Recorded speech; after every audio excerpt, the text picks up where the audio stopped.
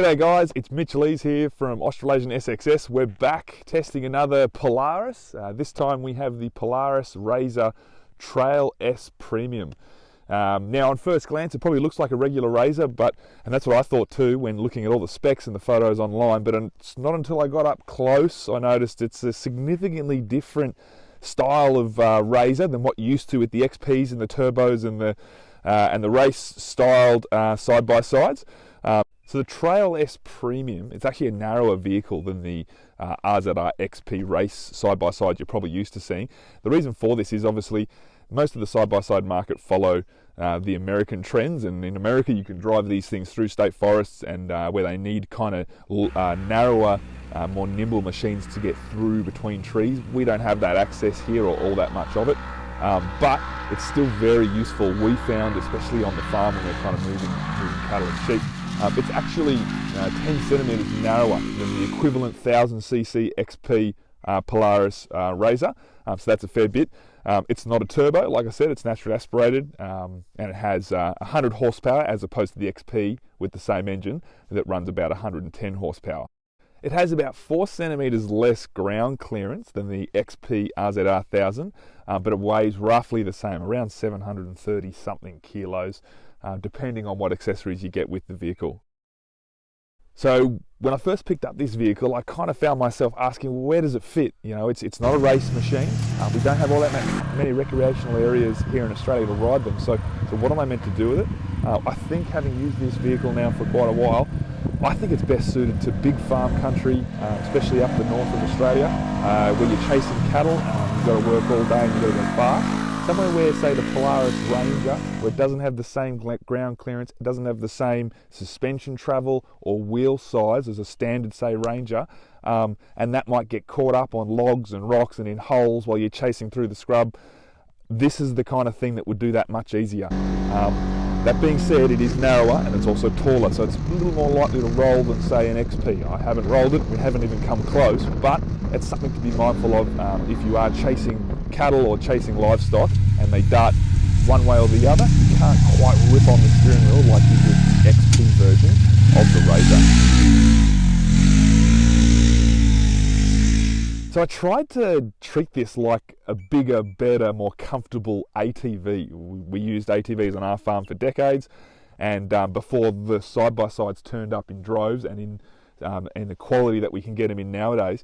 And it's very similar to, say, a 700cc to 1000cc quad, just in terms of size, in the way it puts power down, the way it handles. Like I said, it's narrower, so you can kind of chop through trees in between scrub pretty easy.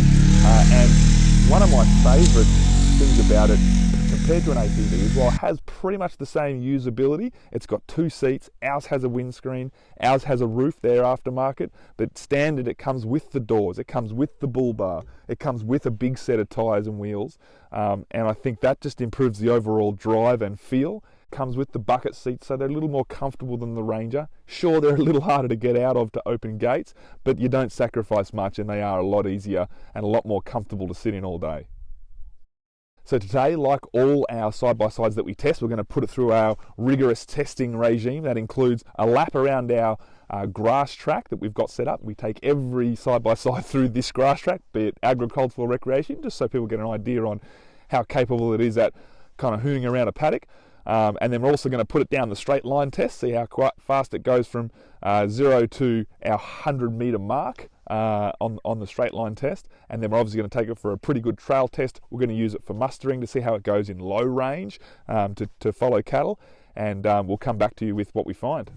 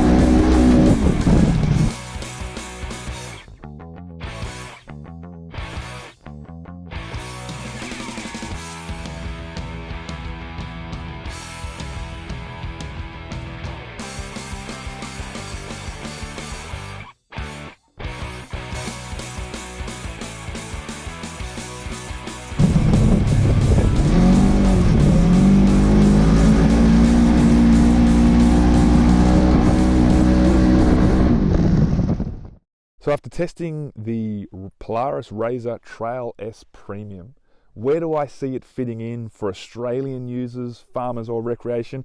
I think it's a bit of both. I think it's a great stepping stone to go from never having driven a side-by-side to getting into the market and getting a taste and a feel for it before you step into an XP or a turbo. So there's smaller capacities in this. We have the 1000, there's a 900 and a smaller one again.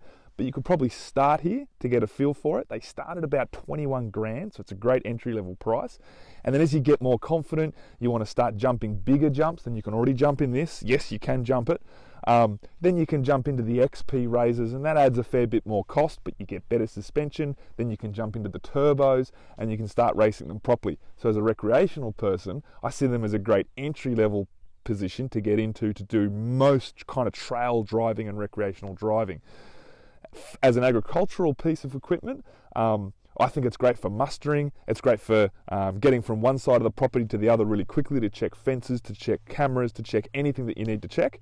It doesn't have a huge tipper tray like obviously the Ranger and even the General has, so you are limited with the amount of tray space. However, it does come with more than the turbo RZRs do, and we were quite surprised with how much we could actually fit in the tray, just things like bloat blocks and that we had to run around the paddock and pick up and drop off. So it can be used for that kind of agricultural stuff. Ours does have a tow hitch. We don't have the tongue, so we weren't able to do our tow test today, but we believe you can fit a tongue to it, so you can tow as well. So it has a little bit of agricultural capacity, but it's mainly, for that mustering, from getting from one side of the property to the other real quick, if you plan on using it on your farm.